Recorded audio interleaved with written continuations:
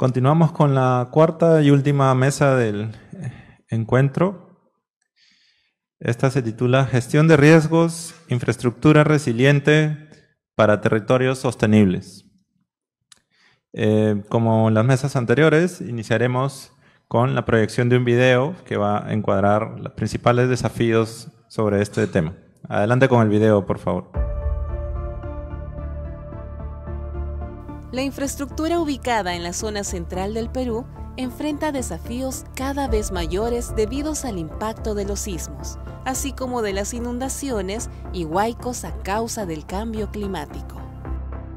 De acuerdo con el Censo 2017, las regiones centrales de Ica, Ancash y Lima ocupan el mayor número de viviendas con techos y paredes construidas con materiales precarios, lo que incrementa la vulnerabilidad de miles de familias de la macrorregión frente a desastres naturales. Algo similar sucede con los locales educativos y sanitarios públicos. Según el Ministerio de Educación, Huánuco, Ancash, Junín y Pasco cuentan con cerca del 60% de su infraestructura educativa en situación de alto riesgo de colapsar. Y según las cifras del Ministerio de Salud, más del 90% de los establecimientos de salud del primer nivel de atención y hospitales de todas las regiones del centro funcionan en condiciones inadecuadas respecto a la infraestructura y equipamiento.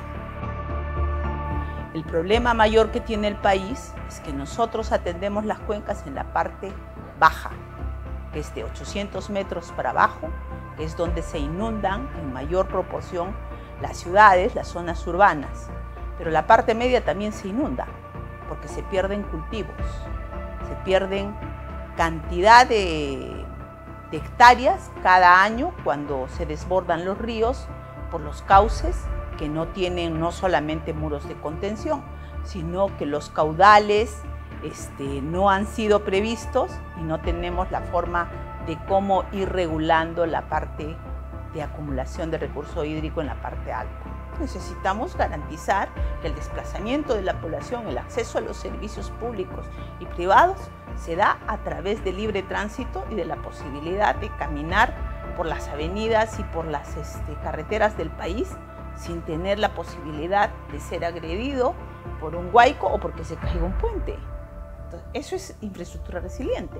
Infraestructura resiliente es tener escuelas y colegios en zonas donde no va a haber inundación, donde los niños no van a perder el año porque va a haber inundación. Y eso supone hacer una gestión de ordenamiento del territorio y supone hacer también corrección del riesgo, ¿no? No podemos seguir teniendo en zonas de laderas, en zonas de activación de quebradas secas, escuelas, colegios, mercados, ni población. Eso no es tener infraestructura resiliente. Desarrollar una infraestructura resiliente, enfocada en salvaguardar a la población, se vuelve una prioridad para garantizar una mejor calidad de vida y un desarrollo sostenible. Para ello, la gestión y prevención debe impulsarse desde una estrategia descentralizada y liderada por el Estado, que incluya gobiernos regionales, municipalidades y población con un rol protagónico, a través del Sistema Nacional de Gestión del Riesgo de Desastres. El mayor trabajo que deberíamos de tener tanto actores de la sociedad civil como por ejemplo la empresa privada, las universidades, las instituciones técnico-científicas a nivel del gobierno y a nivel también del sector privado, deben estar enfocados en la prevención. Y para hacer prevención se necesita no solamente tener instrumentos de alcance nacional, sino también instrumentos que respondan a una elaboración y formulación con gobernanza colaborativa a nivel territorial. Y que eso imponga también un nivel de compromiso, ¿no?, de un trabajo multisectorial a nivel regional.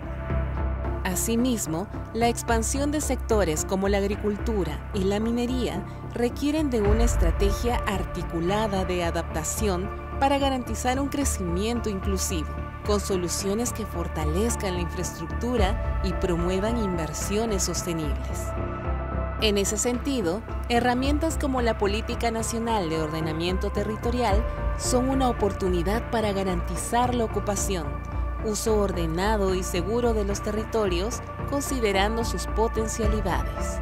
La estrategia que debería de tener el país, si bien es cierto, está diseñada a nivel nacional, lo que falta es operacionalizarla y contextualizarla con un enfoque territorial desde las distintas perspectivas, no solamente desde la perspectiva fiscalista, que vendría a ser el término de la infraestructura, sino también desde la perspectiva de la gestión social, desde la perspectiva ambiental, y que integra toda una mirada de cómo gestionar territorios más resilientes.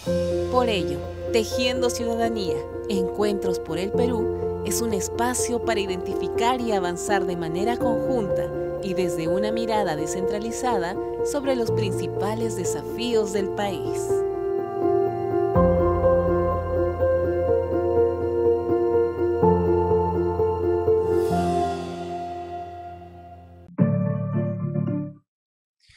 Muy bien, gracias. Y para profundizar en este diagnóstico, tengo el agrado de presentarles al general Rolando Capucho, jefe del Centro Nacional de Estimación, Prevención y Reducción del Riesgo de Desastres, quien nos dará una conferencia.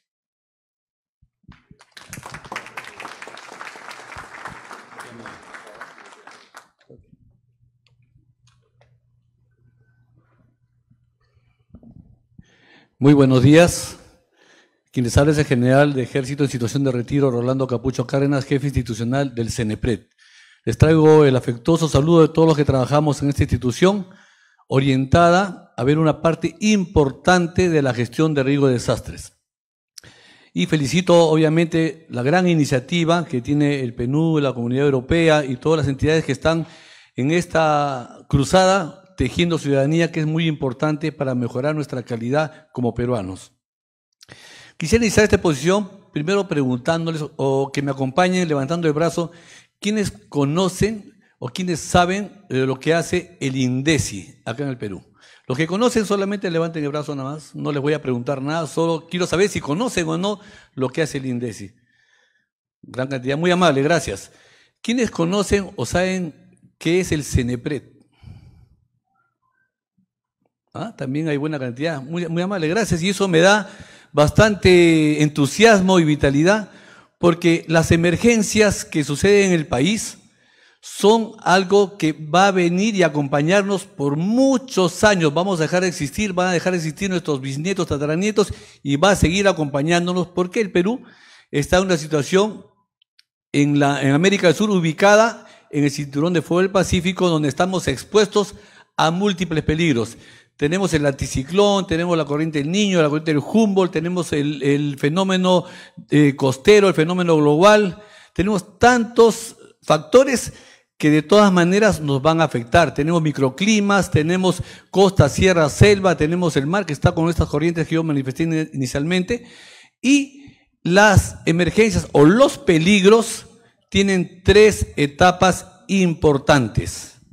El antes de que se desencadene el peligro, cuando se desencadena el peligro y post. Esta parte antes, y obviamente con mucha anticipación, es una responsabilidad del CENEPRED. Cuando se desencadena el peligro, sucede el sismo, se activa una quebrada o hay un huaico, una inundación, ya sucedió, es responsabilidad del INDECI, atender, dar respuesta. Y luego viene la otra parte, que es la reconstrucción, que nuevamente recae en responsabilidad del CENEPRED. Vemos la parte prevención y la parte post-reconstrucción. Esto es un poquito para ubicarnos. Pero, ¿qué somos los peruanos? ¿Cuál es nuestro comportamiento habitual en la gestión de riesgo de desastres? En nuestra vida personal, en nuestra vida laboral. ¿Cuándo vamos a ver al doctor? Cuando nos duele algo. Cuando tengo un malestar, siento una molestia que me incomoda, recién voy a ver al doctor. No voy antes a ver cómo está mi glucosa, cómo está mi triglicéridos, cómo está el colesterol. No vamos. Recién lo visitamos cuando tenemos un dolor. Digo en la mayoría, algunos sí tenemos una cultura de repente de prevención. Cuando voy al mecánico, cuando mi carro comienza a fallar, comienza a sonar, no funciona algo, recién voy a llevar al mecánico. No tomo unas medidas preventivas. Y así somos los peruanos y muchos en Latinoamérica. Pero también en las acciones del Estado, también tenemos un comportamiento similar. Por ejemplo, acá es una escala que no voy a demorar en precisar lo que pasa ahí, pero lo que están de rojo, por ejemplo, el primero es el sismo que hubo en Callejón de Huaylas. Después de esa, permítame alargar un poquito para poder leer acá, después de ese evento que fue en 1970, en el 72, 2 años después, sale el primer decreto ley sobre el tema de la gestión de riesgo de desastres. Después, miren, 15 años después, otro decreto legislativo, en el 91 otro decreto legislativo referente a la gestión de... Pasa el 2007 en Pisco, nuevamente un gran sismo. Otra vez genera reacciones del Estado, el Acuerdo Nacional, la Ley 29664, donde también ahí nacemos nosotros, el CENEPRED. Tenemos recién 14 años. Sale otro decreto supremo, sale muchos documentos o resoluciones que recién van a atender la emergencia porque hemos sido impactados, hemos sido afectados. También como Estado somos reactivos, no tomamos la previsión que deberíamos tomar en todo momento. Solamente para dejar claro aquí, el rol decisor siempre es el presidente de la República. Tenemos un rol articulador que es la PCM, pero nosotros somos el rol técnico asesor, CENEPRED y el INDECI, el CEPLAN que organiza en planes que se distribuyen a nivel nacional. Pero miren, el rol ejecutor, nosotros somos técnico asesor, asesoramos, acompañamos, le decimos qué deben hacer, pero los que ejecutan y los que mantienen la responsabilidad son los gobiernos regionales, gobiernos locales. Ellos son los que tienen los presupuestos, tienen las partidas, tienen que dar la prioridad si quieren atender a estas emergencias que vamos a decir más adelante. ¿Quién lo promueve? Sector privado, sociedad civil, la población y obviamente el MEF que apoya con el rol financiero. Estos son los 7 procesos. Estos son los 7 procesos que se manejan en la gestión de riesgo de desastre. La parte de estimación, ustedes ven que abarca los 6 procesos siguientes. ¿Por qué? ¿Qué es la estimación? La estimación es básicamente ir al lugar, analizar, estudiar, determinar qué sitio van a ser afectados en caso esto se desencadene, cómo están los suelos, cómo están los niveles, qué factores van a afectar a esto para afectar más abajo. La prevención son lo que se resuelve en documentos. ¿Qué debo hacer para mitigar esa exposición? Y eso ya lo vamos a explicar más adelante. Son 4 procesos que maneja CENEPRED, nuestra institución, y el INDECI, que también aquí está presente, maneja preparación, respuesta y rehabilitación. Muchos confunden lo que es preparación con prevención. Es un tema completamente diferente. Preparación, que está en el INDECI de naranja aquí, es prepararme para responder. Cuando ya nos acompaña el sismo, ¿qué debo hacer? Me pongo en un lugar seguro, cerca de una columna, abajo de una viga. ¿Qué hago? ¿Dónde me ubico? ¿A quiénes ayudo? O sea, me preparo para que cuando venga el evento yo pueda responder. Esa es preparación. Muchos creen que preparación es prevención y no es así. He escuchado autoridades decir, nosotros estamos tomando prevención hace mucho tiempo. Ya tenemos la mochila de primeros auxilios, ya tenemos la caja de alimentos, y eso no es prevención. Esa es preparación para que cuando venga el evento esté en mejores condiciones de reaccionar. Eso es eso. Y la rehabilitación, la respuesta obviamente es ya la atención misma, ¿no? La rehabilitación es poner en funcionamiento los servicios públicos esenciales, que es luz, agua, teléfono, inmediatamente para que vaya funcionando mientras ya se viene la infraestructura más completa más atrás. Eso básicamente es lo que se maneja como componentes de la gestión de riesgo. Estos ya son funciones que vemos en CENEPRED, no lo vamos a tocar. Acá es un tema bastante importante. Nosotros manejamos estas 3 direcciones: de gestión de procesos, de fortalecimiento de asistencia técnica, y una que no se ve ahí, que es de monitoreo y seguimiento. ¿Qué hacemos aquí como CENEPRED? Ustedes ven allá a la izquierda la plataforma SIGRID, recibimos la información de todas las entidades técnicas científicas. Ahí está CENAMI, el ANA, el IGP, INAG, todos están ahí. Ellos comparten su información con nosotros, así como en la parte inferior los sectores. Cada sector también tiene su Dirección de Defensa Nacional y Gestión de Riesgo de Desastres, donde ellos también, desde su punto de vista, a nivel nacional, ellos determinan qué afectaciones puede haber. Por ejemplo, transportes y comunicaciones, con un evento las carreteras se van a destruir, van a caer los puentes. Salud, ¿qué establecimientos de salud pueden atender a los afectados, a los damnificados o pueden ser destruidos? Educación, bueno, los colegios, universidades, etcétera, todos ellos nos alimentan también con la información. Y esa plataforma, ojo, el SIGRIS es la única plataforma oficial para tomar decisiones en prevención, en tareas, en trabajos, para mitigar lo que venga en la temporalidad del riesgo, por ejemplo, ¿no? El COEN es el sitio oficial de información para ya atender la emergencia. ¿Qué se destruyó? ¿Qué se rompió? ¿Qué se cayó? ¿Cuántos fallecidos? ¿Cuántos damnificados? Eso es el COEN. Eso es ya para dar respuesta. Pero el SIGRIT es para la parte de estudios, análisis, trabajos, infraestructura, antes de que venga el evento. Y ese antes es 1 año, 2 años después, o sea, con bastante anticipación. La Dirección de Fortalecimiento de Asistencia Técnica asiste permanentemente a nivel nacional. Hasta el año pasado, a mediados de año, no teníamos presencia nacional, todo en Lima. Me pedía un alcalde de Abancay, me pedía un alcalde de Ucayali, me pedía un alcalde de Tumbes, se enviaba una comisión, asistía técnicamente a los que solicitaban, de esa manera se avanzaba, como ustedes pueden percibir, muy lentamente. No había alcance nacional. Recién desde mediados del año pasado, tengo la fortuna de haber recibido ya coordinadores de enlace regional y asistentes y especialistas a nivel nacional, por lo menos 1, en algunos casos 2 por cada región. Y ustedes dirán, muy bien, ya tiene por lo menos presencia nacional. ¿Sabe a cuánta población atendemos? En total, dicen, ¿no? Hay, entre regiones, provincias y distritos, son más o menos 1.980 entidades que se tiene que atender. Pero eso no es lo suficiente. En realidad, pensaríamos que esto ya completo. Tenemos más de 94.000 centros poblados. Y cada centro poblado está expuesto a un peligro diferente. De repente está abajo de un cerro, está pegado a un río, está dentro de la faja marginal y puede ser afectado cuando se desencadene el evento. Entonces, con 1 o 2 por cada región, es imposible atender a tantas exposiciones que hay a nivel nacional. Si sigo trabajando con 1 y con 2 permanentemente, yo creo que unos 250 años habremos cubierto todos los trabajos de prevención a nivel nacional. Por eso que es importante tener mayor cantidad de gente en esos lugares, porque ya estamos expuestos.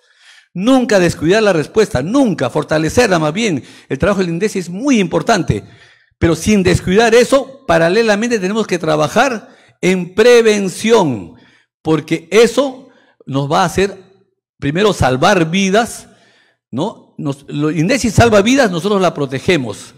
Esperemos que no les afecte. La inversión está puesto en las Naciones Unidas en muchos lugares del mundo y la media es que $1 invertido en prevención te hace ahorrar $7 que tú gastas en la respuesta.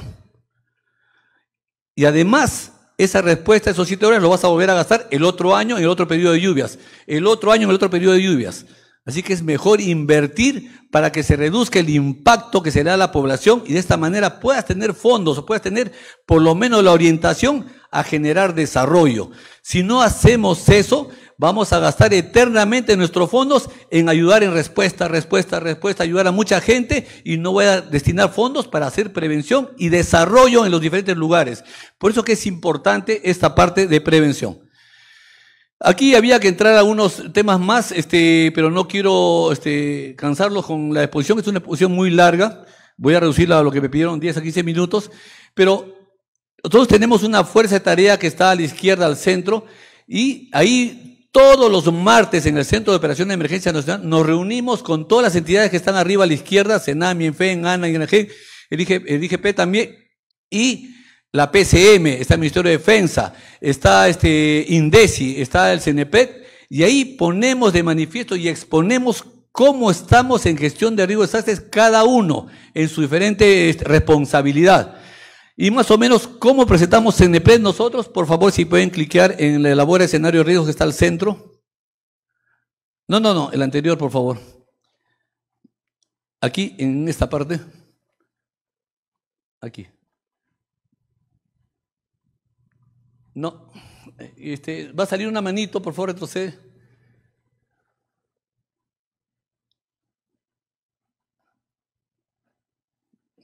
No, ahí.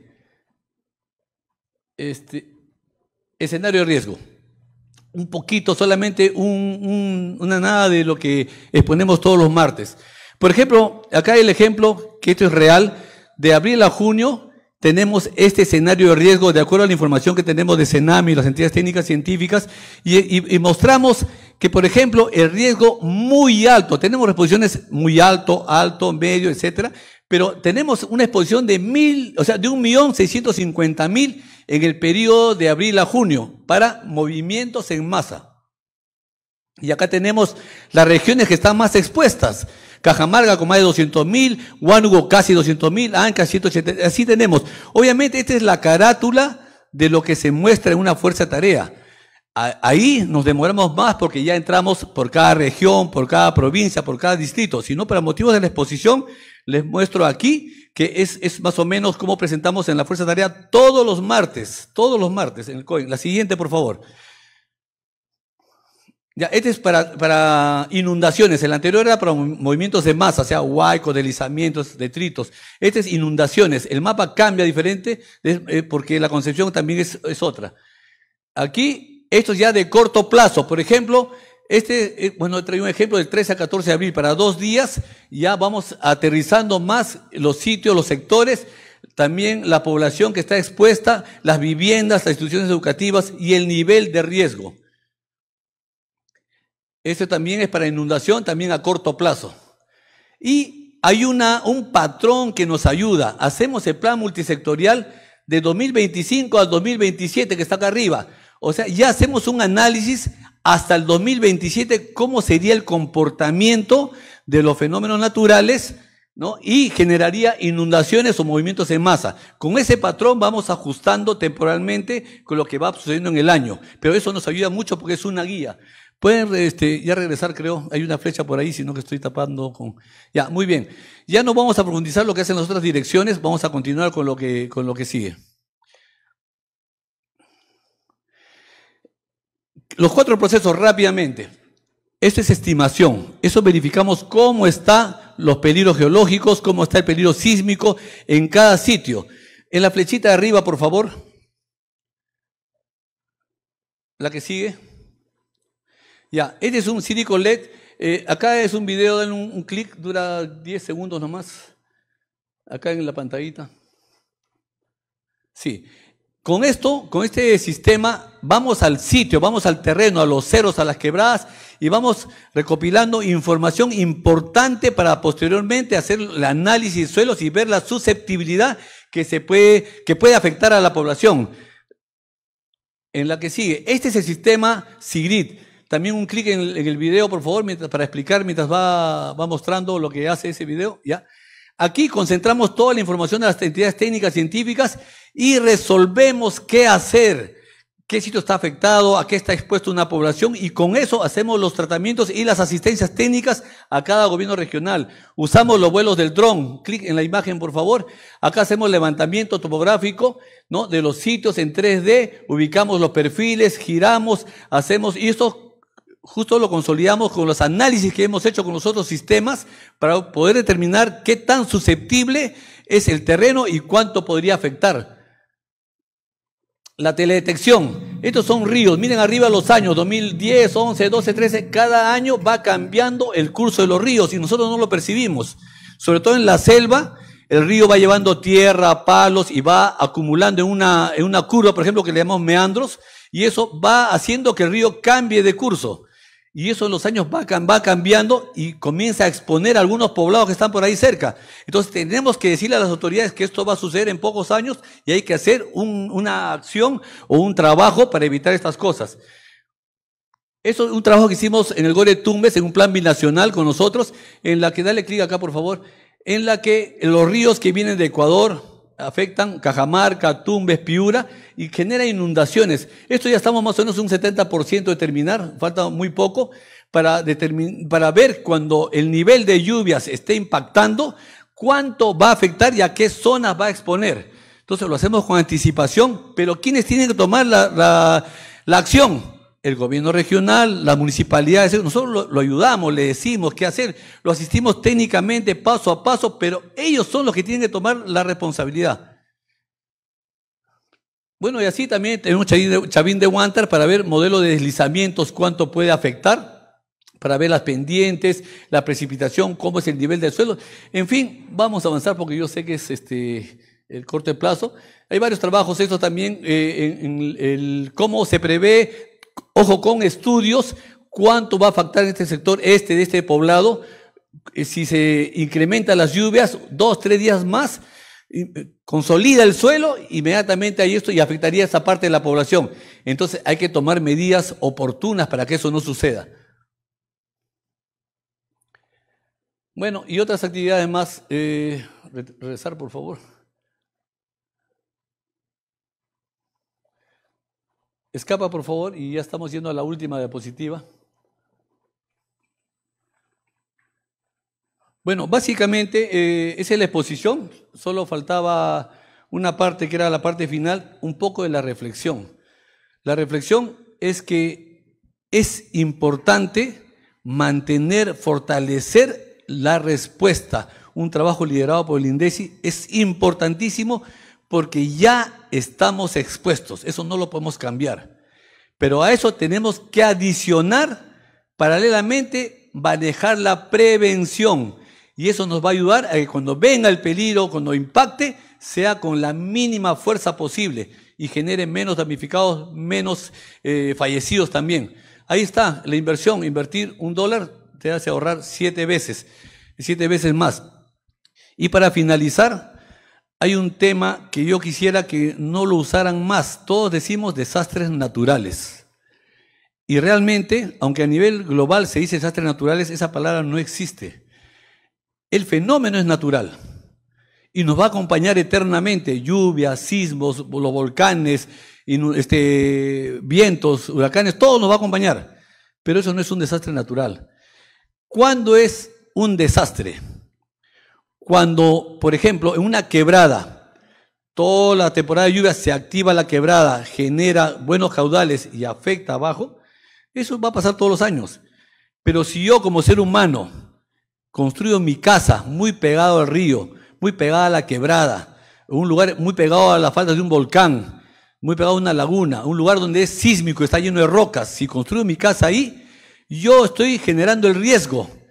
Y la unión de los dos puede generar una emergencia o más aún puede generar un desastre.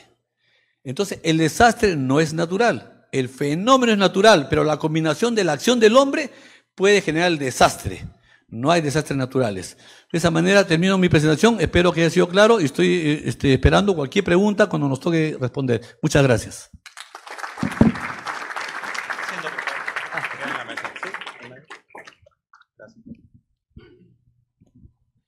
Muchas gracias, General Capucho, por su interesante exposición.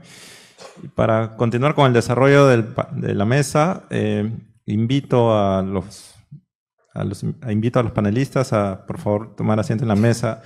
A la docente de la Universidad Nacional de Ingeniería, la señora Miriam Quispe. Al señor Juan Pacheco, gerente general de la Asociación para el Fomento de la Infraestructura Nacional. Al señor Alfredo Serga, especialista en planificación urbana y gestión de riesgos del Programa de las Naciones Unidas para el Desarrollo.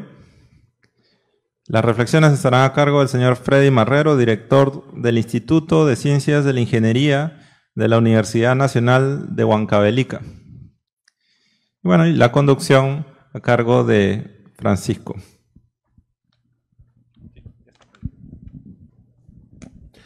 Buenos días, buenos días. Muchas gracias, general. Por favor, Freddy. Vamos a iniciar entonces con nuestro panel. Y a no llamarlos desastres naturales, riesgos de desastres. Ok, voy a pedir si se puede presentar, ahí están las preguntas. Vamos a comenzar en el orden entonces en el que estamos en el programa, si les parece bien. Entonces, para especialista en planificación urbana y gestión de riesgos de desastre del PNUD, el señor Alfredo Serga, muchas gracias por acompañarnos. Desde su experiencia técnica, ¿qué cambios clave deben impulsarse para fortalecer de manera efectiva las capacidades del Estado peruano en la gestión y prevención de riesgos de desastres, especialmente en contextos de alta vulnerabilidad como el nuestro? Tenemos unos 10 minutos máximo cada uno, después una segunda ronda. Adelante. Muy bien, muchas gracias a los organizadores por esta invitación y oportunidad de participar en este interesante panel. Yo quería un poco traer a colación lo que se ha conversado también en el panel anterior, ¿no? Cuando el señor Macera hablaba, o el mensaje central que yo le capté también era que la formalidad por la formalidad no es suficiente, ¿no? Lo que hay que apuntar es hacia la productividad. Y ahora vinculando lo que ha mencionado también el jefe de CENEPRED, ¿no? Las últimas palabras de sus últimas reflexiones han sido el tema del desarrollo. Entonces esto me lleva a mencionar que la gestión del riesgo de desastres por sí misma tampoco es suficiente. Debe tener un contexto al cual apuntar, al cual contribuir. En este caso es el generar las condiciones de desarrollo para incrementar la productividad, para que este bienestar de las personas que se comentó en el panel anterior pueda ser efectivo, ¿no? Entonces es un tema bastante transversal esto de la gestión de riesgos de desastres.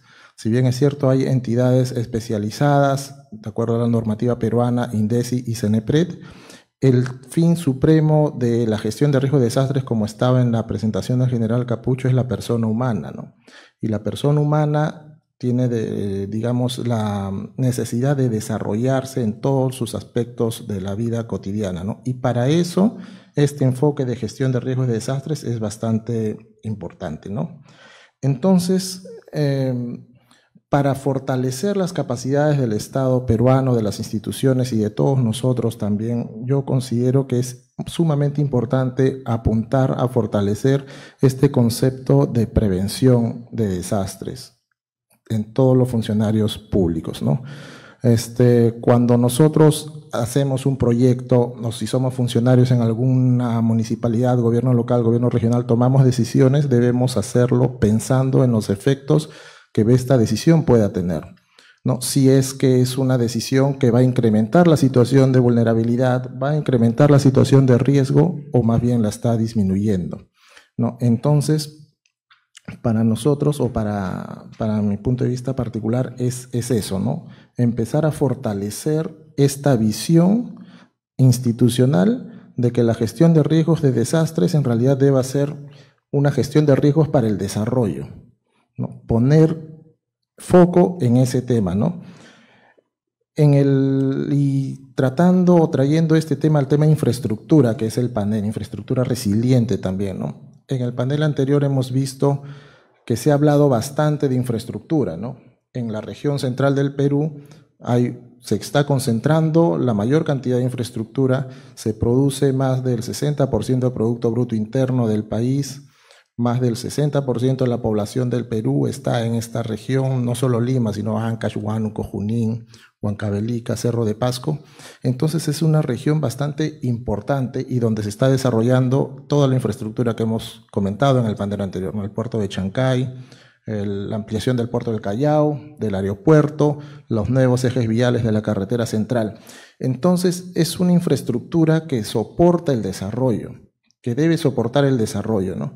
Y si cruzamos con los escenarios de riesgo que nos ha mostrado el general Capucho, entonces ahí es donde nosotros debemos ver que las acciones que hagamos en gestión de riesgo de desastres o en cualquier proyecto de inversión pública debe tener ese enfoque, esa mirada, ¿no?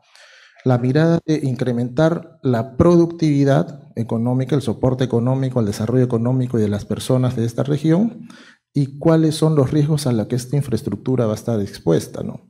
Para poder tomar las medidas adecuadas en términos de diseño, de expedientes técnicos, de trazos de vías, y también muy importante vincularlo con el tema del acondicionamiento territorial, del desarrollo urbano, la planificación urbana, ¿no? También en el panel anterior y llamo mucho al panel anterior porque me parece que le da sentido ahora a que estemos hablando del riesgo de desastres en infraestructura, ¿no? Para soportar la productividad. Cuando hablábamos del puerto de Chancay, en realidad no solamente es el puerto de Chancay, ¿no? También es esta zona especial económica que se está creando con Lima, con el Callao, porque al final el gran mercado inicialmente de los productos que van a venir importados a través del puerto de Chancay va a estar acá en la zona de Lima metropolitana. ¿Y cuál es esa conexión que hay ahorita, no? Lo mencionaba el alcalde de Chancay, o sea, no hay una conexión adecuada para que absorba este incremento de flujos de camiones, de carga, de transporte que se va a realizar, ¿no? ¿Qué infraestructura estamos previendo para poder sacar la producción de la zona centro del país a través de este nuevo puerto de Chancay? Porque seguramente va a haber mayor demanda de este tipo de productos en los países del Asia, ¿no? Entonces, ¿cómo debemos pensar esa infraestructura, no? Debe ser una infraestructura resiliente que responda a los escenarios de riesgo que nos han planteado y no necesariamente debemos pensar en que debe ser la solución más económica en términos de presupuesto de construcción, ¿no? Porque también en estos escenarios hay que ver cuáles son las pérdidas futuras que podría tener esta infraestructura si es que ocurre este fenómeno natural que afecta esta infraestructura y cuál es el flujo económico que va a dejar de pasar por ahí, cuál es esa pérdida para poder también tomar una decisión y no irnos siempre por la solución más económica en términos de presupuesto de inversión, ¿no? Por el momento dejaría ahí mi apreciación. Gracias. Genial, muchísimas gracias, Alfredo. Para la profesora Miriam Quispe, de la Universidad de Ingeniería de la UNI, desde el rol de la academia, ¿qué soluciones o cambios considera urgentes para que el país enfrente de forma más eficaz los efectos del cambio climático y la amenaza sísmica en la zona central del Perú? Ok, bueno, muchas gracias por la invitación. Primeramente, como institución, como universidad, nosotros realizamos o hacemos nuevos conocimientos. Lamentablemente, hoy en día esos conocimientos se quedan en la academia, no se aplican a la realidad. Y ese es uno de los principales problemas que tenemos. Podemos generar mucha investigación, tenemos muchas patentes, pero lamentablemente eso se guarda y no se socializa con la población, que al final son el fin, ¿no?, de esta investigación. Entonces, lo principal, poder aplicar y hacer una docencia o una enseñanza participativa con la población, ¿no?, ser una educación aplicativa. Y creo que eso se está tratando de llegar a eso, pero todavía estamos todavía muy empezando recién en ese tema. Cada universidad tiene todo un modelo educativo. Actualmente en la UNI estamos actualizando nuestro modelo educativo, donde el tema de sostenibilidad es un tema transversal en todos nuestros objetivos. Actualmente también estamos pensando en cambiar la currícula o el plan de estudios donde el tema sostenibilidad, el cambio climático, la protección del territorio, no debe ser solamente en un curso de gestión de riesgos o en curso de desarrollo sostenible, sino debe ser un concepto transversal en todos los cursos, ¿no? Y ese es un poco el objetivo que estamos buscando actualmente en la universidad. Se han hecho varias iniciativas, no solamente en la UNI, entiendo que en varias universidades, incluso en la misma, en la Católica, ¿no?, en la donde estamos, tienen infraestructura con paneles solares, tienen creo que un laboratorio de cambio climático, o sea, se está tratando en la academia de tocar esos puntos, de analizarlos y de proponer. Lamentablemente, como lo dije al inicio, poco de esa información que se produce en la academia es compartida o utilizada, porque puede ser compartida, pero tal vez no utilizada por las instituciones que las deben realizar. Los estudiantes universitarios están muy activos en todas las actividades para poder hacer proyección social. Hay mucho voluntariado en varias universidades. En la UNI existe el voluntariado, tenemos dentro de todas las, me imagino que todas las currículas de todas las universidades, actividades extracurriculares o prácticas preprofesionales, donde podríamos nosotros como academia poder trabajar en conjunto con las instituciones de alguna manera enfocadas en el tema del cambio climático e incluso, ¿no?, en la prevención del riesgo, como ya lo ha mencionado el jefe de CENEPRED. Entonces, nosotros, por ejemplo, en la UNI tenemos paneles solares también en ciertos espacios, por la Facultad de Mecánica. Tenemos lo que es, por ejemplo, el PETAR, una planta de tratamiento de aguas residuales, ¿no? Utilizamos las aguas que vienen de un asentamiento informal que tenemos, bueno, ya formal, pero informal de origen, que tenemos en las laderas de la universidad. Entonces trabajamos esas aguas y en algún momento se trabajó con la municipalidad de Rímac para poder regar sus áreas verdes. Pero actualmente lo que, por ejemplo, produce o limpia las aguas con este PETAR, lamentablemente muchas no se utiliza, no llega, producimos más de lo que entregamos a la comunidad. Entonces ahí falta un trabajo colaborativo, alianzas, ¿no?, estrategias para poder utilizar lo que nosotros proponemos, investigamos, creamos para que la sociedad lo pueda utilizar. También no solamente es con las instituciones que se dedican a la protección del cambio climático, a gestionar nuestra ciudad, sino también con otras instituciones académicas. Nosotros somos especialistas, por ejemplo, en lo que es la técnica, la ingeniería. Podemos producir patentes, podemos crear nuevos artefactos, nuevos elementos para tal vez incluso, no sé, poder prever algunos desastres, etcétera, ¿no? Tenemos el conocimiento, la docencia y tenemos la experiencia probablemente, pero no somos, por ejemplo, expertos en comunicación. Sin embargo, hay otras universidades como la Católica, como la San Marcos, que son expertos en ese tema, en cómo llegar a la sociedad.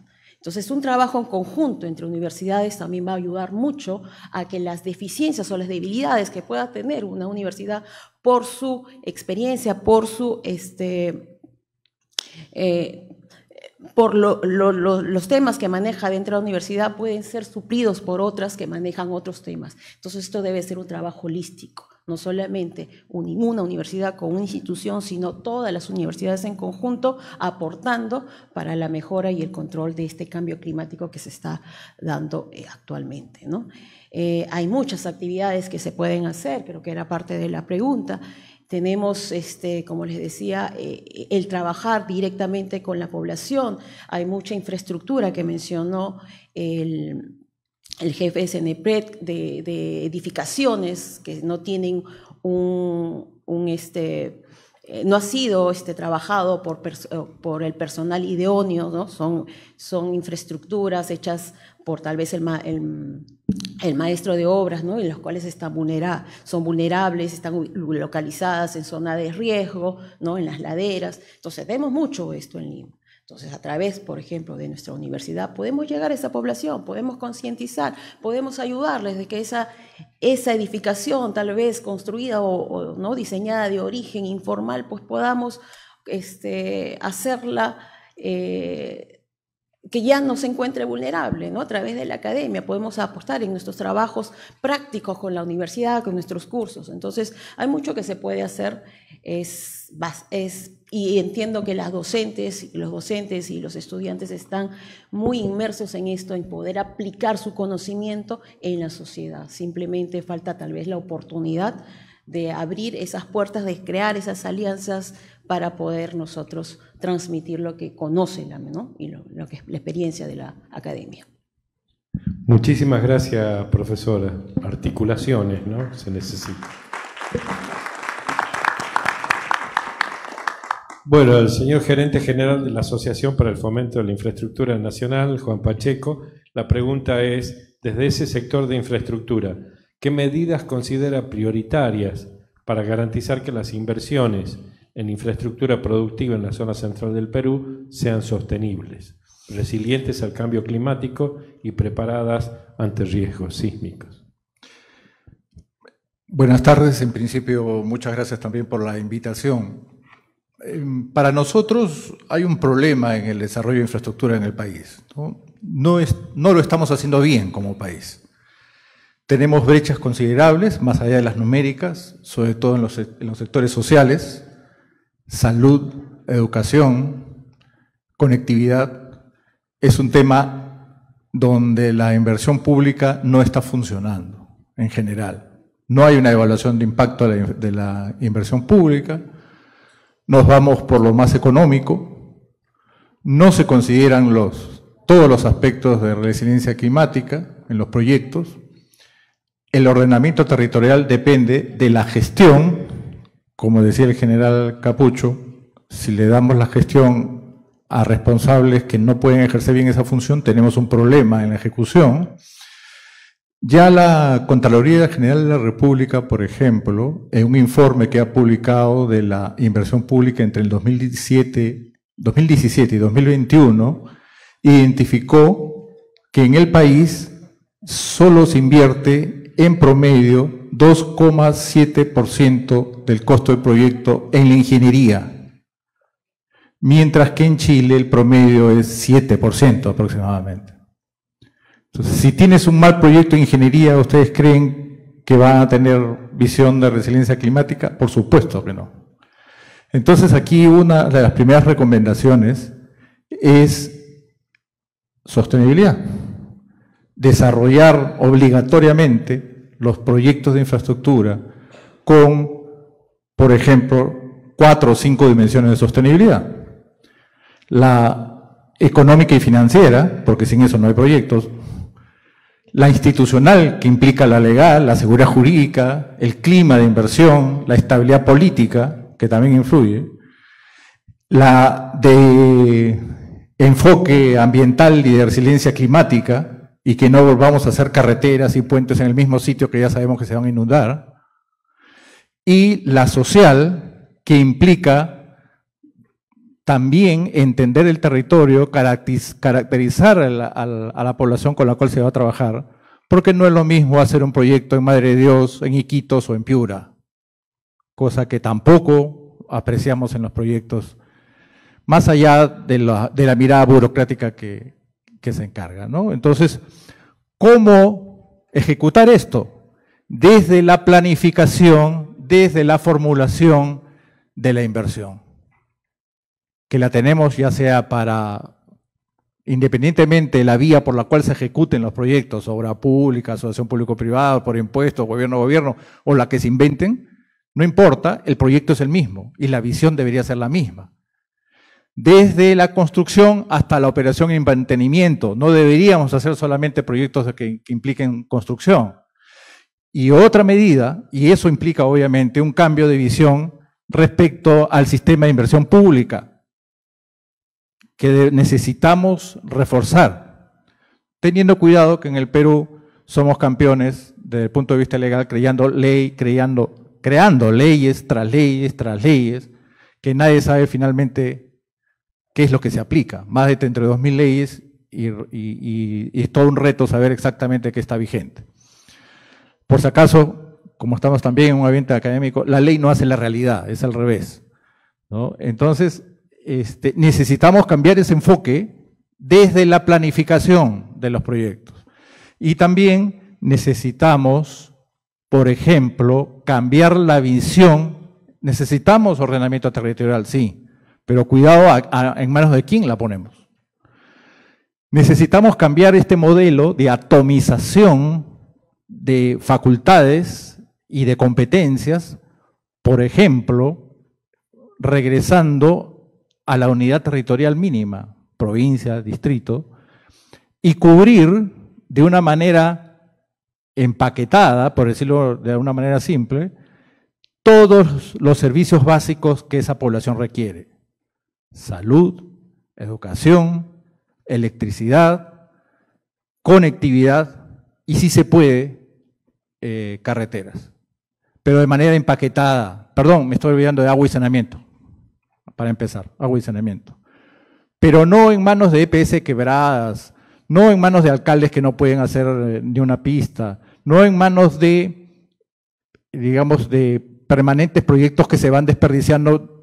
Tenemos más de 100.000 proyectos viabilizados y nadie sabe ni conoce su impacto.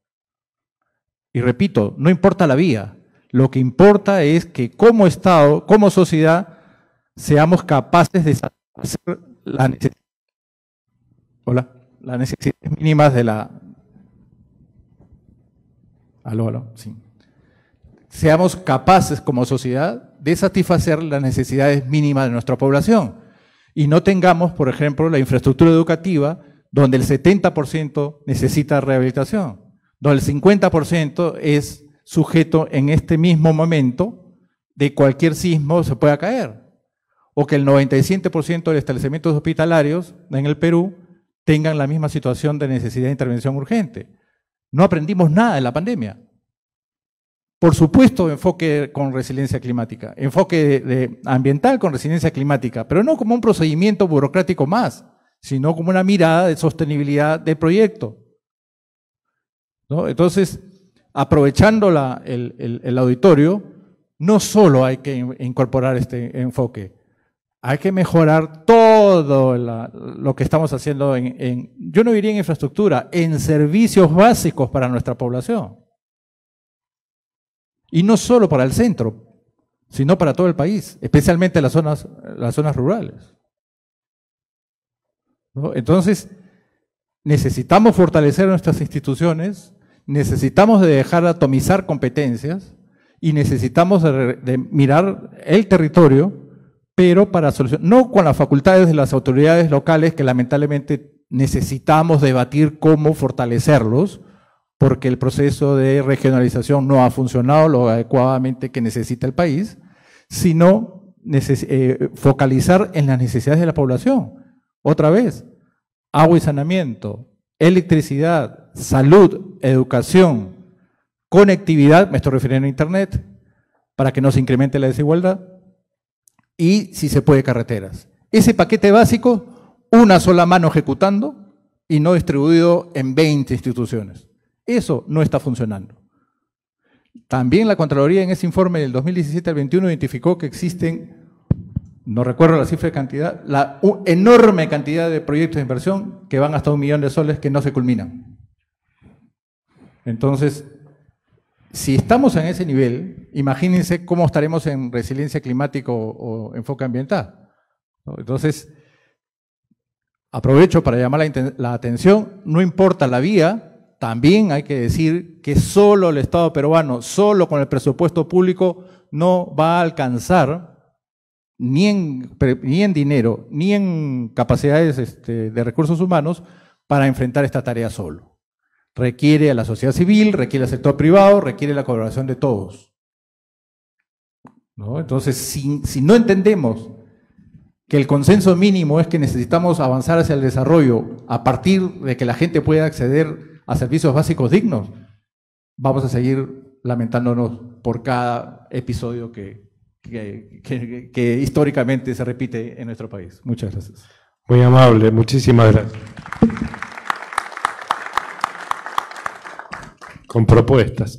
Bueno, llegó el momento de participación del público, igual que en el panel anterior. Tenemos proyectado el QR del Mentimeter. Allí van a tener la pregunta el pedido de que en una palabra ustedes puedan indicar cuál es el cambio necesario más importante para asegurar una eficaz gestión de riesgo de desastre.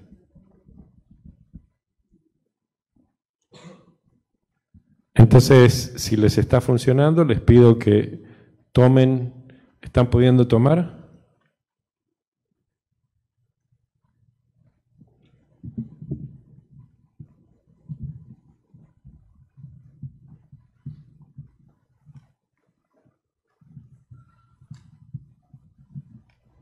¿Funciona? ¿Funciona?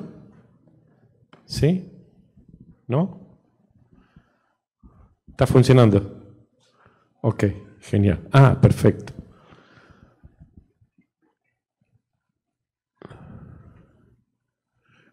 Para asegurar una eficaz gestión de riesgos de desastre. Prevención, educación, planificación. La palabra de los 90, como decía la profesora en el panel anterior, no está volviendo una palabra que pasó de moda, que es planificación. Articulación. Articulación crece, resiliencia, fiscalización, prevención, planeamiento. Perfecto. Gobernanza está creciendo. Muy bien. Bueno, excelente. Bueno, vamos a dar la palabra a no más de 10 personas que quieran dirigirse al público y al panel con alguna pregunta o con alguna observación o con alguna reflexión.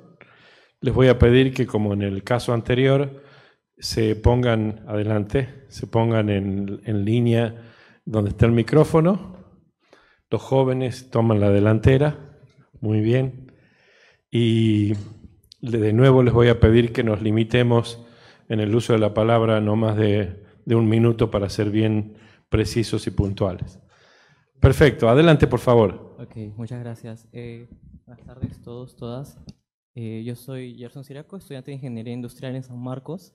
Y lo que dijo Miriam, que esto es muy importante, ¿no? La academia sufre al adaptar nuestros planes, nuestras ideas hacia las personas. De hecho, yo siempre digo, nosotros producimos conocimiento para quien nos quiera escuchar, pero ¿quién nos quiere escuchar realmente?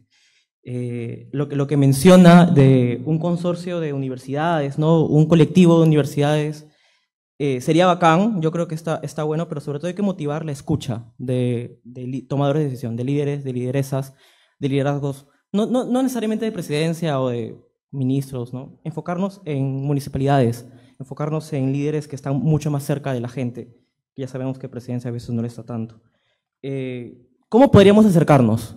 ¿Cómo podemos acercarnos a que este tema sea más hablado en líderes, en lideresas municipales, alcaldes, tenientes alcaldes, en regidores, regidoras, ¿no? ¿Qué podríamos hacer para que ellos realmente sientan que la academia está de su lado? Solo eso. Gracias. Excelente, excelente, buenísimo. Muchas gracias. Buenos días con todos y todas. De igual forma, muchas gracias por las ponencias. Creo que cada una ha sido muy ilustrativa y también nos ha permitido entender algo de que todos notamos ahorita. Prevención, prácticamente era la palabra que estaba figurando en todo el torno a palabras que se habían redactado al momento de mandar esta encuesta. Y creo yo es importante porque de igual forma lo relaciono mucho con lo que habían dicho al final de la anterior ponencia, que no tenemos carrera política dentro de nuestro país. Y eso también se refleja muchas veces en los proyectos que se van desarrollando, ¿no? A largo plazo yo diría que nosotros como estudiantes también cómo nos podríamos motivar a seguir participando dentro de esto, porque yo veo el reflejo de eso en esta asamblea. Pueden ver a la mayoría de personas y no hay estudiantes. La mayoría de personas son personas adultas, son profesionales ya consolidados, pero creo que los que deberíamos estar verdaderamente aquí comprometidos y escuchando estas ponencias somos nosotros, porque al final del día todas esas problemáticas van a ser nuestro problema. Y yo diría desde ustedes, ¿cuál creen que debería ser ese enfoque para poder consolidar una participación política asertiva? Muchas gracias, muy amable.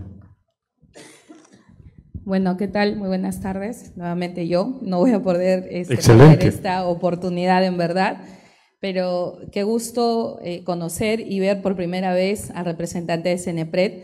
Creo que es una oportunidad para nosotros, las autoridades jóvenes, porque bueno, Nazca pasó hace poquito una gestión de desastre muy fuerte con más de 15.000 habitantes o familias que han sido vulneradas. Y creo que hay una palabra que debe enmarcar todo esto, y es el compromiso y la voluntad política.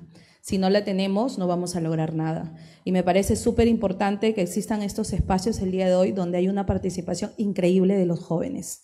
Tengo 37 años en verdad, y hoy puedo descubrir que tienen un potencial tan importante para poder dar. Y yo, maestra, docente de la Universidad de la UNI, invitada cordialmente a nuestra Municipalidad Provincial de Nazca, porque necesitamos actores como ustedes que desarrollen toda su ciencia y la podamos aplicar en una gestión pública. En verdad, en este caso al jefe, En verdad, nosotros agradecemos desde el Ministerio de Defensa porque el Ejército peruano ayudó a más de 1000 familias a recuperar sus hogares que habían sido destruidos. Y creo que asumimos el activo y el pasivo de una gestión que nos dejó, por ejemplo, defensas ribereñas que con este embate de la naturaleza se fueron como terrones de azúcar. Pero quiero pedirles a ustedes, en verdad, que puedan hacer esta verdadera descentralización, que lleguen a estos gobiernos municipales tan lejanos que necesitan el apoyo, ¿no?, del Estado peruano para poder decir que verdaderamente la gestión de riesgo es importantísima a nivel de todos. Es que de verdad agradecer, y solamente un minuto, creo que, o un segundo, el cambio climático es importante y nosotros lo venimos haciendo, por ejemplo, en diferentes obras públicas en los sectores rurales donde ya no necesitamos la electrificación sino la luz de la energía solar. Muchas gracias. Muy amable, muchas gracias. Hola, ¿qué tal? Buenas tardes. Mi nombre es Percival Castillo de Indesi.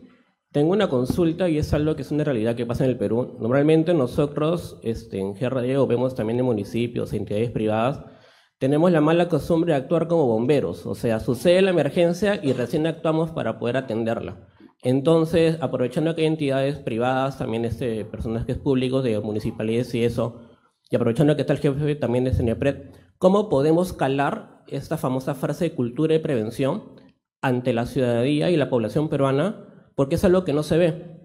Es algo de que lamentablemente en el Perú solamente actuamos cuando pasa la emergencia. Yo sé que CENEPRED ahorita está actuando con sus asistencias técnicas a nivel nacional, pero como dice también el jefe de la institución, falta personal para poder llegar a más población. Entonces, ¿cuál podría ser la estrategia de CENEPRED o entidades educativas o de alguna municipalidad para poder llegar a esta famosa frase de cultura de prevención en la población? Gracias. Muy amable, muchas gracias. Bien, buenas tardes. Bueno, agradecer la oportunidad de compartir importantes temas. Gracias. No todos somos muy grandes. Y bueno, como decía ayer, ¿no?, y como especialista en inversiones, me pasé la vida recorriendo muchos pueblos y tristemente, pues, en el año 2003 empezó el Sistema Nacional de Inversión Pública, hasta el 2013 que duró, bueno, 13 años, ¿no? Y en el 2016 pasamos al INVIERTE-P. Entonces, se incluía, en esos cambios, se incluía las evaluaciones ambientales. Pero lo curioso es que nunca se aplicaba, ¿no? Porque si se aplica, por ejemplo, los costos ambientales para reducir los impactos ambientales, ningún proyecto calificaba. Ese era un tema. Segundo tema, ¿no? Segunda problemática.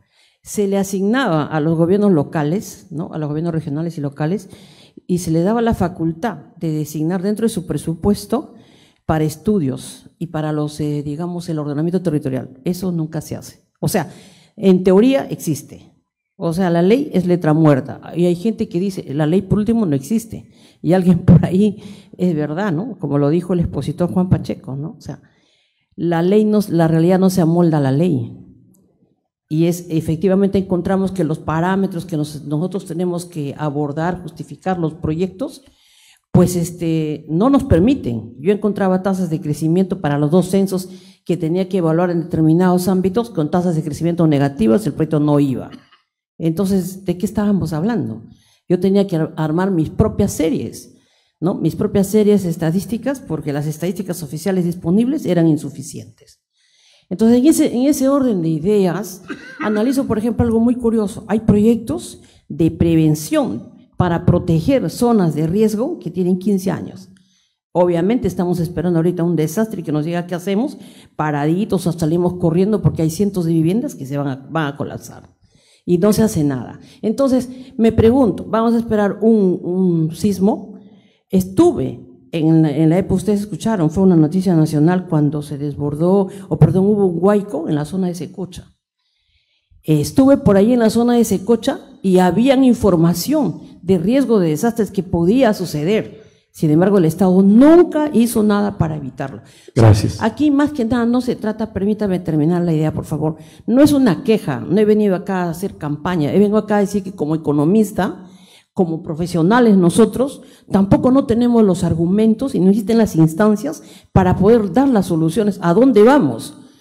Esa es nuestra principal preocupación, porque es cierto, existen las normas, existen los procedimientos, pero al final todo queda, porque al final no se trata que solamente terminemos un documento bien aprobado, viable, nuevamente revisado, actualizado y sigue siendo parte del banco de proyectos y no se ejecuta.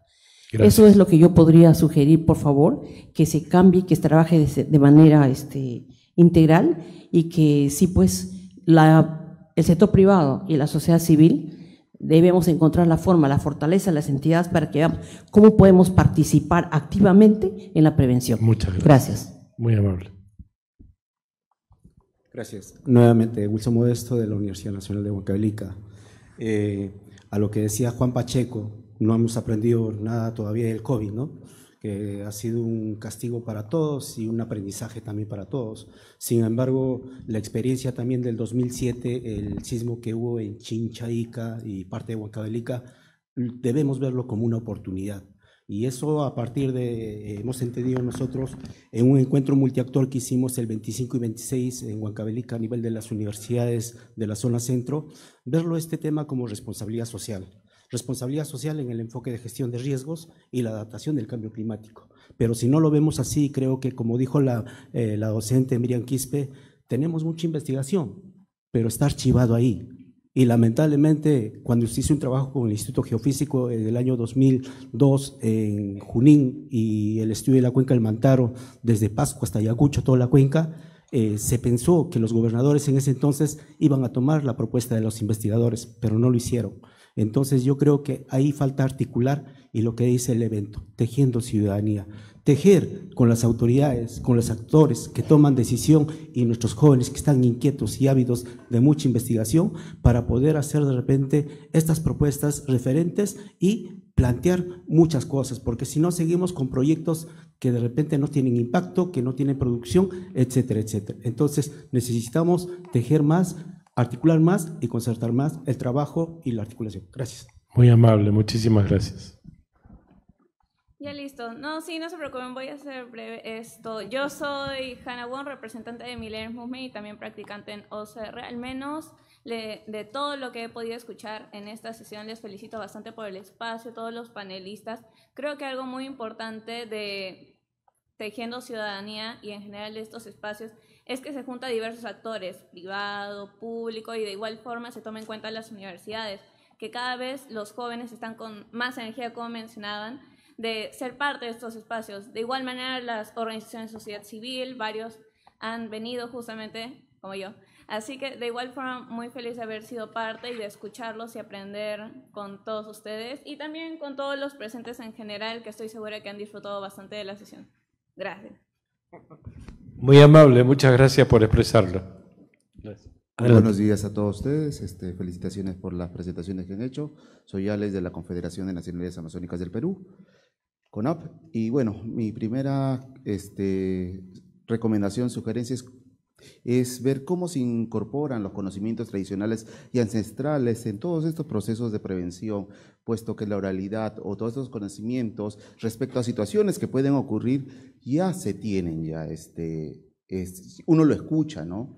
Podemos hablar de las andenerías andenerías en la zona de los Andes, o los mismos temas de haber desarrollado sistemas propios en la Amazonía para evitar algunos problemas de inundación. Y lo otro que es importante es cómo participa los pueblos indígenas en este espacio como sociedad civil para asegurar que todas estas recomendaciones, sugerencias, sean implementadas, incorporadas en las zonas donde viven los pueblos indígenas, puesto que muchos tomadores de decisión no toman en cuenta algunas de esas recomendaciones o los hacen porque tienen alguna necesidad de resolver un problema, pero incluso no ven el tema ni de la gestión social, y eso muchas veces afecta a los derechos de las personas más vulnerables que viven en esos territorios. Muchas gracias. Amable, muchas gracias por traerlo. Muy buenas tardes. Trabajo en la Municipalidad Provincial de Huamanga, en la Oficina de Participación Vecinal y Ciudadanía.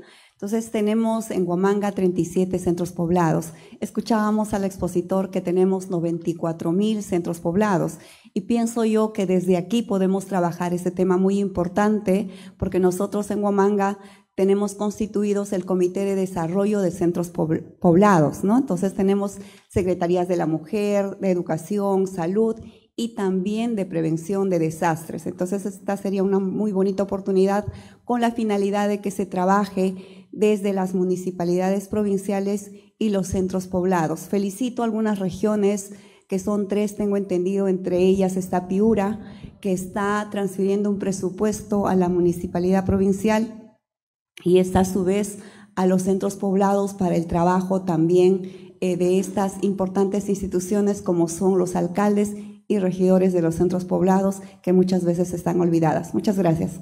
Muy amable, muchas gracias. Bueno, perfecto. Muy lindas contribuciones, algunas preguntas. Vamos a pasar al panel nuevamente, muy brevemente, para su reacción frente a lo que han dicho los participantes, si la tienen. Si no, sé que a la profesora le han hecho alguna pregunta y también al señor Pacheco, pero como quieran, ¿sí? Adelante, profesora, por favor. Sí. Feliz de encontrar también a una colega, una egresada de la universidad, de la UNI, y estudiantes, el estudiante que participó primero, ¿no?, que quiere saber cómo poder llegar a esa sociedad, llegar a su conocimiento, transmitir al vecino, a la persona que tenemos al lado, ¿no? A veces, ya lo había mencionado, nos quedamos con esa información. Tenemos en las universidades convenios, ¿no?, los famosos convenios, lamentablemente, y es algo en la que debemos trabajar, también se queda en el papel, ¿no? Tenemos convenios para trabajar con algunas municipalidades, pero lamentablemente se queda en el papel, tal vez para la foto que dijimos, ¿no?, firmamos un convenio, pero no se aplica, no hay esos tal vez proyectos específicos que se puedan hacer entre la academia y los gobiernos regionales, los gobiernos locales, a los que podemos tal vez nosotros llegar más directamente porque somos más técnicos, más aplicativos. Entonces, hay las ONGs, ahí escuché ¿no?, a un miembro de la ONG que también trabajan directamente con la población.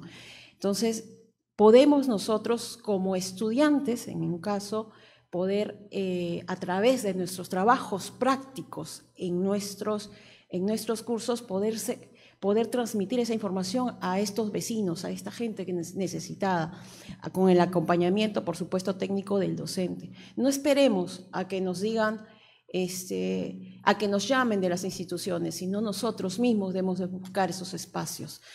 Los chicos se organizan increíblemente a través del TikTok, de todas las redes sociales. Ellos llegan más rápido, tienen muchos mecanismos de cómo transmitir, cómo comunicarse con la generación actual, y pueden hacer muchas actividades. En la UNI hacen muchas actividades directas con los vecinos. Por ejemplo, hay un grupo voluntariado que enseña matemática a estudiantes de los últimos ciclos, y no hay ahí algo que se esté un convenio macro haber firmado para hacer eso, simplemente ese voluntariado. Son las organizaciones que se tejen internamente. Tienen alianzas con otras universidades, tengo entendido que muchas de las UNI tienen alianzas con los de la San Marcos, están ahí haciendo algunos trabajos en conjunto. Así es que hay no es que esperemos, nosotros como estudiantes no esperemos a que nos llamen, y como docentes tratemos de impulsar, de crear ese bichito de hacer en la ciudad, de hacer en nuestro territorio, de mejorarlo, ¿no? Genial, muchas gracias, profesora. Señor Pacheco, si quiere usted, o Juan, como quiera. Adelante, adelante. A ver, dos comentarios y dos preguntas que me llamaron la atención, ¿no? Todas muy importantes, por supuesto. La primera es que si no entendemos que el proyecto tiene que costear este enfoque, nunca se va a lograr. Como dijo la señora economista que habló hace un momento, si el proyecto no lo reconoce, nadie lo va a hacer. Entonces, eso implica convencer o incorporar este enfoque en la evaluación de inversión pública, para ver si todos nos entendemos. Si el proyecto, la ingeniería, no contempla esto, el enfoque con resiliencia climático va a quedar como una declaración lírica. Y ya no solamente el CNP tendrá más trabajo, sino sobre todo INDECI, ¿no? Entonces, esa es la parte a donde hay que atacar. No importa que sea no solamente en el gobierno nacional, regional y local, pero tiene que incorporarse, porque si no, lo que está pasando es que nos sale más caro, estamos gastando más, se están, digamos, destinando más recursos para la reconstrucción cuando pudimos haber previsto esto oportunamente. Otra vez en la planificación y la formulación de los proyectos de inversión, porque ese es el camino. Esa es una medida. Y la otra, que es algo que siempre he escuchado, ¿no? ¿Cómo acercar la academia al mercado? Miren, desde el sector privado nosotros vemos que hay carencia, por ejemplo, de especialistas en ingeniería de tránsito, de especialistas en la ejecución de contratos FIDI, de contratos NEC. Y las empresas, muchas de ellas internacionales, tienen que buscar afuera, porque acá no las encuentran, o no saben dónde encontrarlas. Entonces, hay un descalce entre la oferta académica y lo que el mercado está requiriendo. Y estos espacios son útiles para acercar esa oferta, ¿no? Esas necesidades. Gracias. Muchísimas gracias. Alfredo, por favor, adelante. Gracias. Sí, quería tomar uno de los puntos que mencionó Juan Pacheco sobre el tema de los proyectos de inversión pública, ¿no? Si no se incorpora dentro del análisis, la formulación, los cálculos, este tema, entonces no va a haber cómo implementarlo, ¿no? El PNUD y también otros organismos internacionales promueven una metodología de análisis, de evaluación de necesidades post-desastres, que incluyen también el cálculo de efectos e impactos producidos por los desastres, ¿no? Lo que mencionaba en mi primera intervención, o sea, cuando un puente se cae y hay que reconstruirlo, para ver si es económicamente viable este proyecto, la solución escogida, no solamente hay que ver el tema de los gastos de materiales, etcétera, la construcción en sí misma, sino también calcular si es que hacemos un mejor puente, cuánto tiempo más garantizamos que ese puente pueda resistir un nuevo embate de la naturaleza y cuál es el flujo económico que va a pasar por ese puente de bienes, servicios, etcétera, en esos años extra que le podemos dar con ese mayor costo, ¿no? Entonces ahí nosotros podemos ver o tomar mejores decisiones sobre infraestructura más resiliente, por ejemplo, ¿no? Para tomar un ejemplo puntual al respecto. Otro tema que también me llamó la atención es sobre la consulta de cómo puede motivarse a estudiantes para incorporar su experiencia, conocimientos en estos temas, ¿no? El PNUD a partir del año 97 hasta el año 2011 más o menos que se creó el Sistema Nacional de Gestión de Riesgos y Desastres, trabajaba de manera muy estrecha con el INDECI. Antes el INDECI veía todos los procesos, ¿no? Y ahí se implementó un programa que se llamaba el Programa Ciudades Sostenibles, que era justamente trabajar mapas de peligro en las ciudades y en las áreas de expansión para orientar el crecimiento y densificación de estas ciudades sobre las zonas más seguras. Y ese programa trabajaba de manera muy estrecha con las universidades. Se hacían convenios con las universidades locales de la región y a través de los profesores se promovía la participación de estudiantes de ingeniería civil, de geología, etcétera, ¿no? Entonces, estuvieron muy motivados los estudiantes porque también encontraban bastante sentido de la aplicación de sus conocimientos en su realidad, ¿no? En la realidad de sus ciudades, ¿no? Esa fue una experiencia que permitió generar capacidades en el interior del país también, ¿no? Para incorporar estos conocimientos, estas especialidades en estos temas del desarrollo urbano, del ordenamiento territorial, que tiene que ver mucho con el tema de la gestión de riesgos de desastres. Y también otro punto de lo que se ha comentado sobre el tema de la cultura de prevención, ¿no? ¿Cómo se puede hacer para incrementar este tema de la cultura de prevención? Y trabajando en algunos proyectos con organizaciones comunitarias hace algunos años en Chosica, por ejemplo, vimos como estrategia que si es que vamos con una agenda aparte, el tema de la prevención, de la gestión de riesgos de desastres, a veces las organizaciones sociales lo ven como un tema más, ¿no? Pero si lo incorporamos, como habíamos mencionado, dentro de su estrategia de desarrollo, o sea, no hagas prevención por hacer prevención, ¿no? Sino piensa en tu desarrollo Y en ese contexto, ¿qué medidas de prevención, de reducción de riesgos debes tomar? Sin necesariamente llamarlas así, ¿no? Porque si no, se ve como una tarea adicional, como una comisión más, que quién se va a encargar de eso, ¿no? Entonces, trabajar de una manera más articulada y más integral, creo yo. Genial, muchísimas gracias, Alfredo. Le pasamos la palabra al general. Muchas gracias. He podido percibir todas las interrogantes y me he sentido involucrado en cada una de las expresiones que han mostrado los que hicieron las preguntas. Y hay que leer también un poquito el lenguaje corporal. He visto algunos que han sido muy reflexivos, ¿no?, al hacer su pregunta. Otros como agradeciendo que hayamos tocado la parte de prevención como un punto fundamental. Y algunos también con una mirada inquisidora, como quien me decía, no has hecho nada en prevención, por eso que estamos así, ¿no? Entonces, en esas tres formas yo lo he podido percibir acá, unos más fuertes que otros. Sin embargo, en todas las preguntas, como muy bien han respondido los panelistas que me antecedieron, sí, estamos todos involucrados en cada uno de sus cuestionamientos. Y voy a tocar rápidamente lo que puede involucrar algunas, de manera general, asociando 2 o 3 preguntas.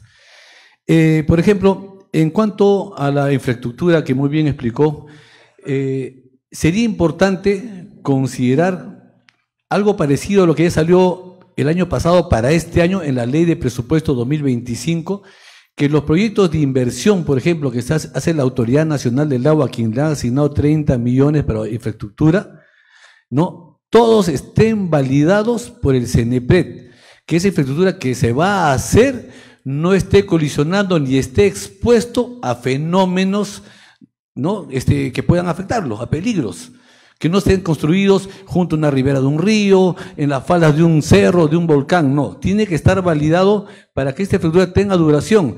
Hemos visto seguramente en las primeras diapositivas de otros expositores y en el video también cuán afectados están instituciones educativas, establecimientos de salud, y la pregunta viene aquí, ¿y esos sitios están afectados por la mala construcción o por la mala ubicación? Entonces, hay que atender, ahora pues ya está puesto, ¿no? Hay que atender cómo solucionamos el problema. Y ese problema justamente está en validar los proyectos antes de que se construyan. Recién desde el año pasado, el último semestre, desde el año pasado 2024, recién se pueden hacer proyectos de inversión fuera de la declaratoria de estado de emergencia. Todo lo que era gestión de riesgo de desastres, para poder ser financiado, buscaban los gobernadores regionales, los alcaldes, que esté declarado en estado de emergencia para recibir el financiamiento y poder hacer obras. Pero esas obras que se hacen por emergencia no están orientadas a reducir el riesgo para futuros eventos. Simplemente, como lo dijo bien una persona que preguntó, para trabajar como bomberos, apagar el fuego. Al año siguiente, otra vez fuego, otra vez lo apago. Al año siguiente, otra vez fuego, otra vez lo apago. Y voy gastando recursos todos los años que podría haber destinado yo en que no se genere más fuego, ¿no? En ese sentido, recién tenemos la posibilidad de hacer proyectos de inversión a través del FONDES. Y nosotros como CNP también los capacitamos, también le damos asistencia técnica para que los gobernadores regionales, provinciales, distritales puedan acceder a ese financiamiento mediante un proyecto de inversión. Le decimos desde qué deben poner, cómo hacer, los decimos paso a paso, porque es su responsabilidad. Yo lo ayudo, le digo qué hacer. Y como recién tenemos presencia a nivel nacional desde el segundo semestre del año pasado también, tengo otra forma de acción. Antes, como no tenía esa presencia, yo esperaba que me solicite Ucayali, muy bien, enviamos un equipo, le hacían el estudio y regresamos. Me preguntaba, me pedía Arequipa, enviamos un equipo, ahora no. Ahora la gente que tenemos 1 o 2 en algunos casos en alguna parte del Perú, la temática es diferente. Son CAS, son locadores, pero ya no estoy esperando que me gestionen, sino trabajen de oficio. Como somos los dueños de los escenarios de riesgos, le enviamos a todo el Perú, a los centros de nosotros, y le decimos, mira, esa región quizás el gobernador regional no sepa, o no le dé interés, o no le dé prioridad, pero tiene estas exposiciones en los escenarios de riesgos. Tú acércate y busca que haga su plan de prevención de riesgo de desastre, que haga su evaluación de riesgos. Algunos aceptan, algunos ya que te atienda el gerente, que te atienda el otro, y no le dan la importancia. Y son los más afectados. ¿Pero por qué? Porque buscan, en algunos casos, el financiamiento declaratorio de estado de emergencia que trae consigo muchas cosas. No solo el dinero, sino la facilidad de comprar a quien yo quiera comprar. Entonces, a veces buscan ese interés y no el beneficio permanente de una acción, una obra, ¿no? Entonces, es un tema. Ahora, estamos acá en el Perú, ya lo dije, lo han dicho muchos, estamos expuestos a múltiples peligros y lo vamos a estar por 100, 200, 300 años. ¿Por qué no hay una carrera, una profesión que asocie eso, que vamos a vivir eternamente? Hay ingenieros de volcanes, sí, obviamente, pero son 2, 3, 4, 5, 6, no sé cuántos hay, pero tenemos todos, tenemos lluvias, sismos, inundaciones, movimientos demás, tenemos todos. Una sola ingeniería de gestión de riesgo de desastre podría asociar todos esos peligros y nos podría ayudar bastante, ¿no? Y obviamente lo que se ahorra en responder todos los años se puede estar tranquilamente en ser un país desarrollado. No sé si algo se me escapa por ahí. Muchas gracias. No, muy amable, muy amable. Bueno, vamos a dar la palabra al director del Instituto de Investigación de la Universidad de Huancavelica, Freddy Marrero, que ha esperado pacientemente. Muchas gracias, Freddy. Y con eso vamos a cerrar el panel. Buenas tardes con todos y todas. Agradezco la oportunidad y la invitación que se nos hace para participar de este evento Tejiendo Ciudadanía, que es una mesa de diálogo, saber escucharnos todos. Sin embargo, yo quisiera tal vez aperturar esto. Cuando hablamos de gestión de riesgo de desastres, escuchándolo al general, cuando nos dice que existen 94.000 centros poblados expuestos a peligros distintos o diferentes, y cómo es que tenemos que nosotros atacar este tipo de situaciones que vive nuestro país.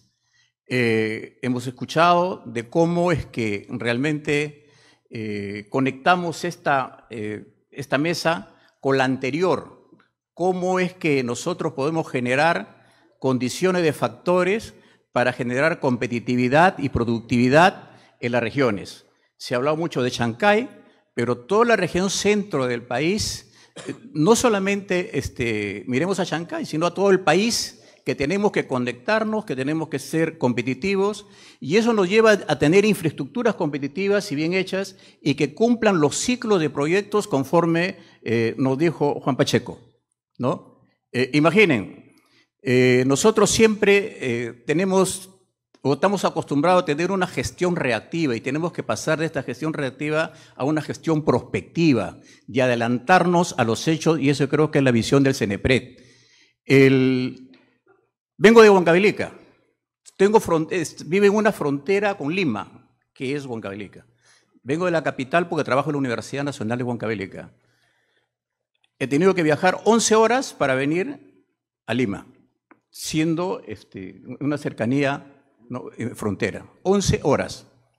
Entonces, ¿cómo podemos generar competitividad donde se dice, y quiero rescatar la palabra de Juan Pacheco cuando dice que tenemos que empezar a dar infraestructura en salud, en educación, en conectividad, en electricidad, y ver a más de 370.000, estoy hablando de Huancavelica, también seguramente hay otra zona del Ande, que nos vemos en este mismo problema, y que esperamos soluciones, y que creemos que las soluciones se tienen que dar a partir, y propuestas a partir de esta mesa, escuchando a los jóvenes, escuchando a los especialistas, y aún más, como profesor universitario, también escuchando la propuesta de la academia, ¿no? Nosotros realmente tenemos que acercarnos a la población, identificar sus necesidades, plantear líneas de investigación referentes a esta situación que es el cambio climático. Hoy más que nunca, los seres humanos o la Tierra, yo creo que dialoga más que nosotros. Nos dice y nos avisa cada vez más. Lo que pasa es que nosotros no lo sabemos escuchar. Entre nosotros acá nos escuchamos, nos respondemos, nos preguntamos, pero la naturaleza permanentemente nos dice, cuídate, que yo tengo memoria y esa quebrada se va a activar y voy a llevar a muchos seres humanos. No solamente se va contra la actividad económica, sino que se va contra las vidas. Y creo que en ese sentido, hablando de infraestructuras resilientes, que va más allá de las infraestructuras sostenibles, creo que tenemos que tener infraestructuras fuertes, bien hechas, para poder resistir los embates de los fenómenos naturales, como dijo el general, no del fenómeno que va a ser normal. Entonces, en ese sentido, la universidad, yo creo que sí está trabajando. En Huancavelica, en noviembre, hemos tenido una reunión, ¿no? Una reunión, un encuentro que se llamó Encuentro Multiactor sobre la responsabilidad social en gestión integral del riesgo de desastres y cambio climático, que se hizo, esto es gestión integral de riesgo y desastres y adaptación al cambio climático, donde participó varias universidades. Son más o menos un promedio de 25, 26 universidades que pertenecen a esta asociación y que lo lidera en el Perú el rector de la UNI. El secretario técnico es mi rector, Edgardo Palomino, y el otro es de la Universidad de Andahuaylas. Se ha sacado conclusiones y como responsabilidad social creemos que aquí tiene que ser la coordinación, el accionar de varios actores. Esto es transversal, tiene que haber una participación multiactor, que es el Estado, la empresa, la academia, la sociedad civil, donde sacamos conclusiones. Y de verdad, se nos llama a la universidad porque generamos conocimiento, se tiene que sacar de las carpetas o de los lugares que están escondidos esas propuestas que existen para que se tome decisiones y se hagan proyectos con mayor, vamos a decir así, rigurosidad como se habla, mirando los impactos que se puedan venir posteriormente. ¿Quiénes estamos obligados para poder, o nuestro compromiso, yo creo que es la academia, lo que generamos el conocimiento?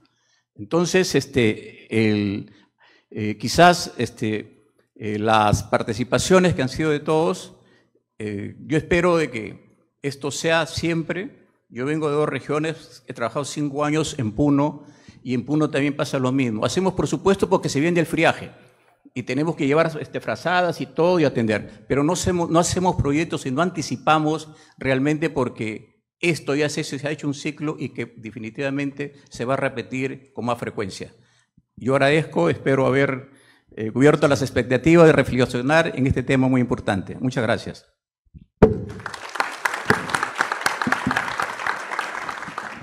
Bueno, excelente. Agradezco muchísimo a todos los miembros del panel. Vamos a dar paso al cierre de evento. Gracias, Francisco. Para la clausura de este encuentro invito a la señora Rosana Duxiak, coordinadora residente del Sistema de las Naciones Unidas en Perú. Adelante.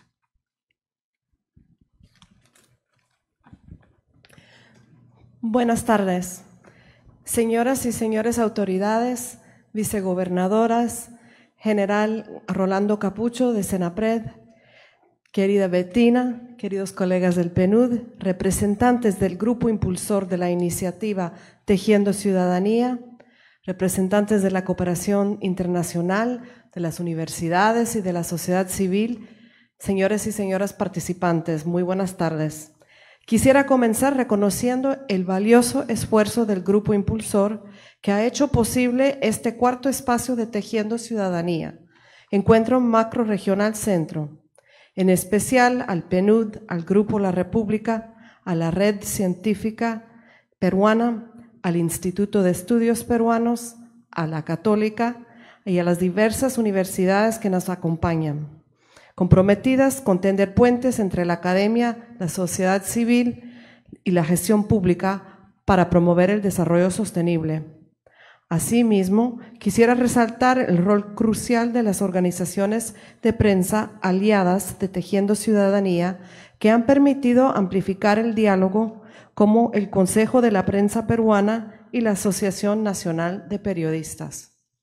De igual forma, quisiera agradecer el compromiso y el apoyo financiero de la Unión Europea que posibilita que hoy podamos dialogar sobre propuestas concretas en beneficio de las regiones del centro del país.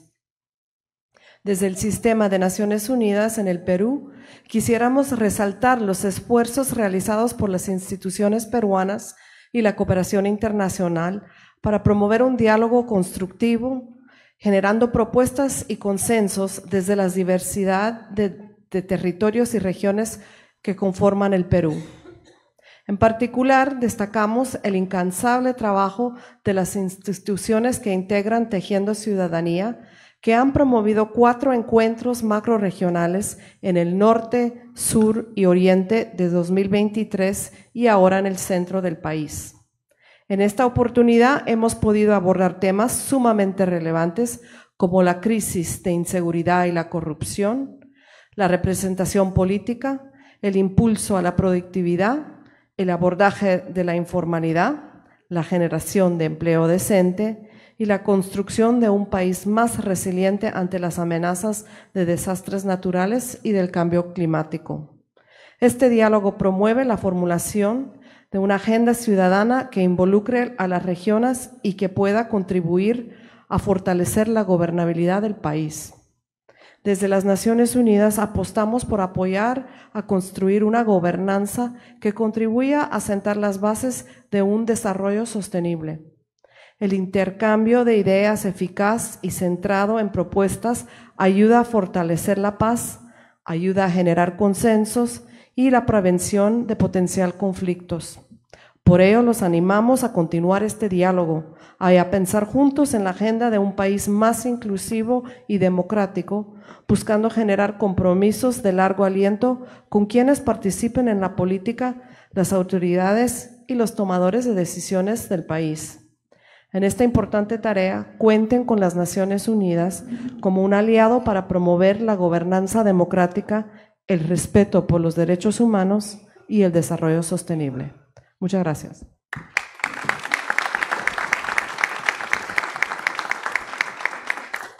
Muchas gracias, señora Duciat. Bueno, finalmente, solo un par de anuncios. Quiero dar un agradecimiento muy especial, y como este ya es el último encuentro, a todo el equipo que ha hecho posible este trabajo, y también a Francisco Díez, que nos ha acompañado 2 mañanas y ha recorrido todo el Perú con nosotros, facilitando estos diálogos. Muchas gracias. Pero que el equipo salude, por lo menos que levanten la mano, el equipo de Naciones Unidas. Fantástico todo lo que han hecho. Con la República, del IEP, del PNUD. Muchísimas por gracias. Favor. Claudia, todos, sí, vengan, por favor. No sabe cómo trabajan esas chicas, impresionante. Un aplauso, por favor.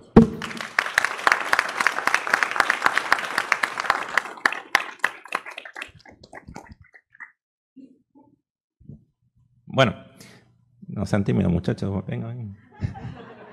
Con todo el equipo hemos podido recorrer el país organizando estos encuentros. No olviden que pronto estaremos publicando la Agenda Ciudadana que hemos venido anunciando durante todo el proceso, que está en construcción. Este último encuentro va a ser anexado a los resultados del documento que ya ustedes han podido descargar en el QR de sus materiales. Esperamos pronto publicar la agenda.